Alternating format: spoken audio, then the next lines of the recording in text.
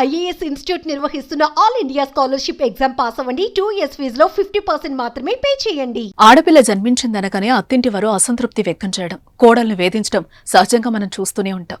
కానీ అలాంటి చీత్కారాలకు చరమగీతం పాడుతూ ఓ కుటుంబం ఆడపిల్ల పుడితే లక్ష్మీదేవి పుట్టిందని ఆనందంతో తల్లి బిడ్డకు పూలు పరిచి ఘన స్వాగతం పలికి మురిసిపోయారు.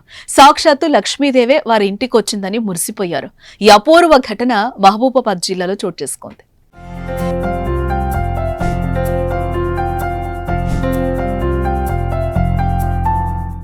మహబూబాబాద్ జిల్లా కేసముద్రం మండలం తాళ్లపూసపల్లి గ్రామానికి చెందిన క్రాంతికుమార్, సుమా దంపతులకు 2 కుమారులున్నారు. కానీ ఆ దంపతులకు ఆడపిల్ల లేదనే వెలితి కనిపించింది. ఆడపిల్ల పుట్టాలని పూజలు చేశారు, మొక్కులు మొక్కారు. చివరికి వారి కళ నిజమైంది. 3వ కాన్పులో పండంటి ఆడపిల్లకు జన్మనిచ్చారు ఆ దంపతులు. ఇక అనుకున్నట్లుగానే ఆడపిల్ల పుట్టడంతో వారి ఆనందానికి అవధులు లేవు. దీంతో ఆ కుటుంబం అంతా సంతోషంతో సంబరాలు చేసుకుంటున్నారు. తమకు ఆడపిల్ల పుట్టిందని ఇరుగు పొరుగు వారితో సంతోషాన్ని షేర్ చేసుకున్నారు.